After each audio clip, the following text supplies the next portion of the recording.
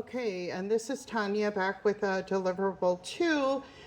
This is basically the differential diagnosis deliverable. So again, I have a little bit of an odd case. This is an acute care, so we're on the other side of the hall. And we were seeing a 15-year-old. She was presenting with intermittent abdominal pain.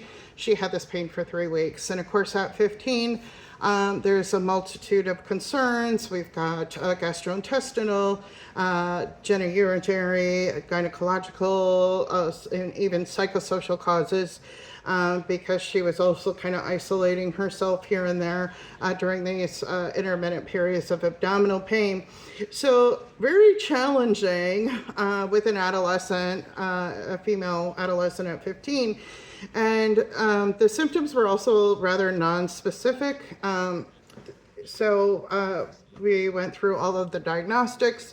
Rather than focusing on just a signal diagnosis, we really had to start broad and then narrow it down through the differential diagnoses. My leading diagnosis was, after all of the consideration and results in the MRI, is functional abdominal pain disorder.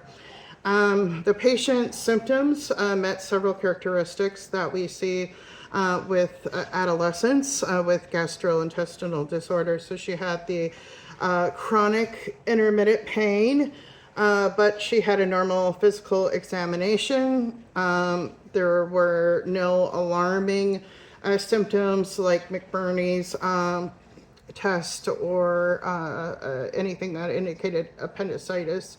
Nothing was being seen on the x-rays. And she did have some increased stress with a boyfriend at home. So maybe psychosocially, she was possibly looking for some attention on that part. But other than that, her exam pretty much was pretty negative at the moment anyway. According to, of course, our Rome 4 criteria, functional abdominal pain has to be considered after excluding all of the organic concerns, which of course we did do. Her second differential diagnosis was irritable bowel. However, she didn't report any significant or concerning constipation or diarrhea. So, we need that to actually support that particular diagnosis, and she denied any constipation or diarrhea.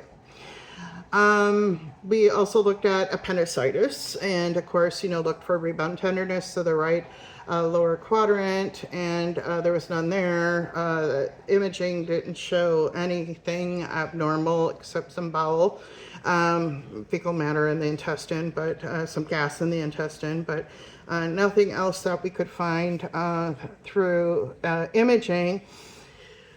What else do we look at? Gastritis. Consider gastritis. Again, we didn't have any epigastric tenderness, no pain with eating, no intermittent nausea, nothing related to the GI system that was really abnormal at all, other than this intermittent, non-specific pain. And of course, lastly, we looked at possible pregnancy, that she denied sexual activity, and they actually did agree to a CHG, and that was negative.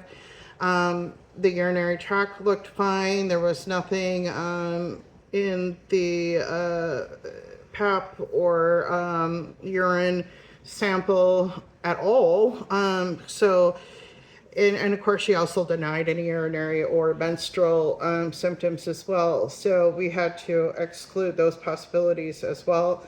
So that kind of led us into believing that at this point, we are going to have to go with that functional abdominal pain because of the non-specific symptoms that she's having.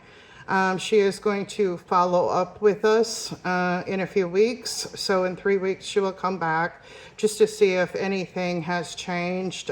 We are also looking at food allergies. So she's going to follow up with that. She's going to do a couple more labs just to look at C-reactive protein and what's